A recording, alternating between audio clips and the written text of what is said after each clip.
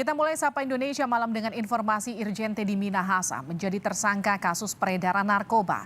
Kasus Teddy ini menambah daftar anggota polisi yang bermasalah dengan hukum. Padahal Presiden Jokowi baru saja mengingatkan agar institusi Polri segera memulihkan kepercayaan masyarakat yang merosot akibat banyaknya pelanggaran anggota Polri.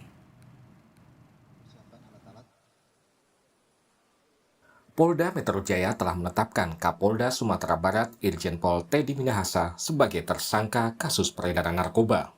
Direktur Reserse Narkoba Polda Metro Jaya, Kombes Mukti Juharsa menyebut Irjen Teddy Minahasa sebagai pengendali narkoba. Teddy diduga memerintahkan anak buahnya menjual barang bukti narkoba jenis sabu sebanyak 5 kg. Yang mana sudah menetapkan Pak WTM sebagai tersangka untuk persiang tadi, hasil gelar perkara yang diadu oleh. Dari keterangan saudara D dan saudara L menyebutkan adanya keterlibatan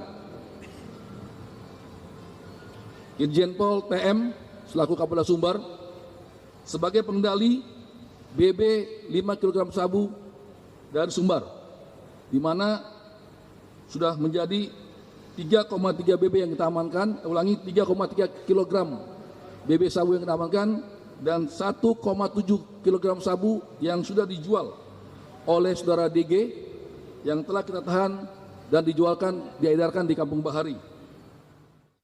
Polisi menyebut jaringan penyalahgunaan narkoba yang melibatkan Irjen Teddy menggelapkan barang bukti sabu yang diganti dengan tawas. Selain Irjen Teddy Minahasa, ada 4 anggota polisi lainnya yang diduga terlibat jaringan peredaran narkoba yang ditetapkan sebagai tersangka.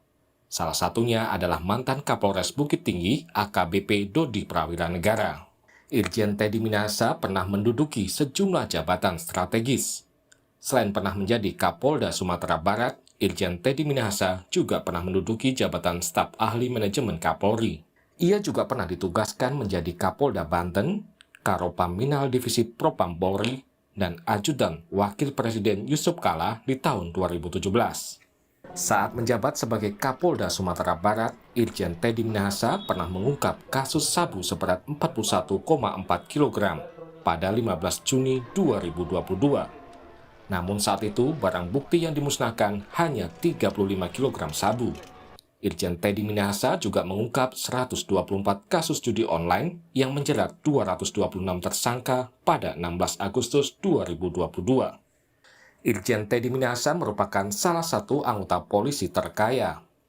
Dari data LHKPN pada Maret 2022, Irjen Teddy memiliki kekayaan lebih dari 29 miliar rupiah, terdiri dari kepemilikan tanah dan bangunan sebesar 25 miliar rupiah.